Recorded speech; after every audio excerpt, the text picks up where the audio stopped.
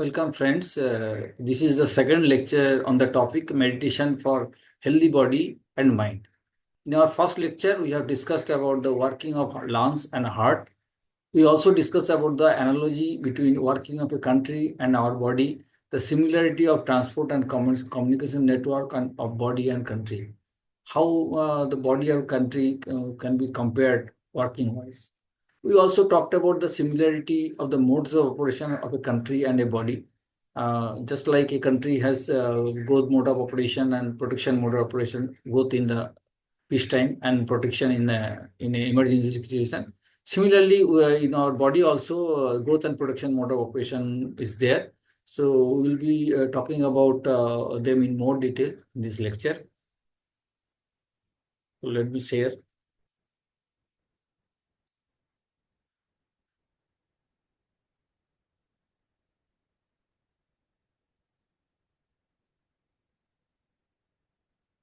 So, just a minute. So in the growth mode of operation, that is our normal mode of operation. Uh, so that in this is also called rest and digest.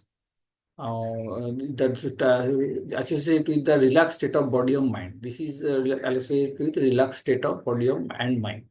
So and associated with positive emotion, a feeling of happiness, joyful, satisfied, peaceful.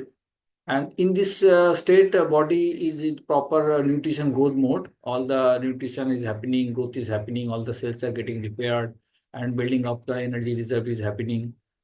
So and body healthy, immune system is healthy, in good health, good healthy, and it is fighting with germs. So that is the growth mode of operation. This another operation is protection mode of operation. That is the in case of emergency.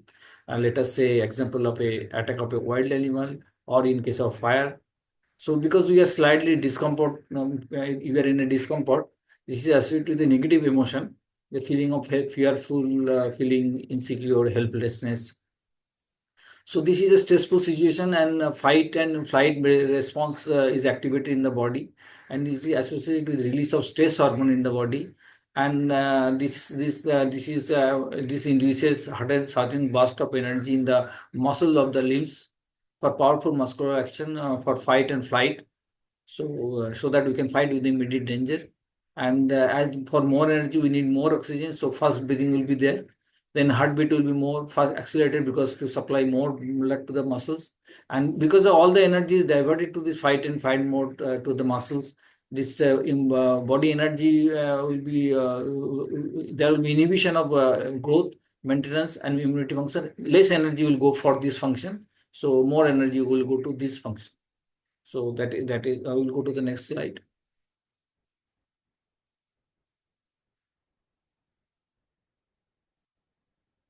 So we will talk about more about the protection mode of function. So it is a fight and flight situation. So it is associated with the stress. There are two types of stress. One is the physical stress, another is psychological stress.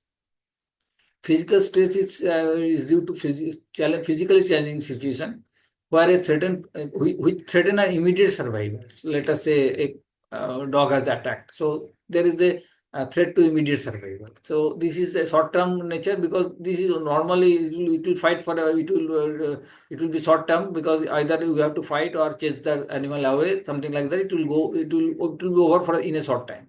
So in case of animals, this is physical stress is the most dominant. Human also it is there, but is less dominant. And there is a psychological stress. Psychological stress is this is something like we have a issue related to ill health, a financial issue, business issue, career issue, relationship issues. So this gives us a psychological stress. So this is associated with negative emotion like fear, helplessness, insecurity, sadness, frustration, anger, jealousy, and activated stress response. So both in physical stress and as well as psychological stress, body stress response is activated. So in case of human, if psychological stress is most dominant because physical stress is very rare for human. So psychological stress, and now the psychological stress can be divided into two category. One is the short term, another is the long term. Short-term psychological stress, when we actively deal with some immediate issue of life, when we are in the office or in family life also there is issue and we are working for it. That is a short-term stress, and there are some long-term psychological stress due to perceived distressing event and situation. This is normally associated with something happened in the past, something bad has happened to us, or something bad may happen in the future. So either we are brooding over the something past, something bad has happened to us, or we are fearing about something may happen in the future. So this is the long term. This is not. We will go in more detail in the next slide. So if you see, this is long-term psychological stress is this is a associated with psychological stress which are long-term, and they become the habitual state of residual stress, because this psychological stress cannot be resolved very easily because they are not happening at the present moment of time. So we cannot do much about it. So we have to just keep on thinking about it. So it keeps on lingering in our mind for days, for months, even for years. So they become the subconscious habit patterns. So we are so habituated with it, we are not even aware of it. Normally, it is we are because it is so regular, we are not even aware of it. It becomes our normal habit pattern. So there is only slight feeling of discomfort is there. This is called residual stress condition or stress overdrive. So if you schematically I have shown it like this, when you are relaxed, you should be totally free from all stresses. This is ideal situation, and if you see that when you are actively handling and some problem, so there will be short-term stress or there is long-term stress. This is the active state of body where you are handling the stress and handling difficult situation. Now, when you are not active, you are taking rest or you are going for to sleep or in family atmosphere. That time, this short-term stress goes, but long-term stress that is become a habitual that remains it keeps lingering in the mind, in the back of the mind. We are not even aware of it, but it is there, and so that is the long term. It gives long term effect on our body. So this is the long term effects are that key. It will be affecting our. It will be overloading our heart and other vital long organs, because stress always drains a lot of energy.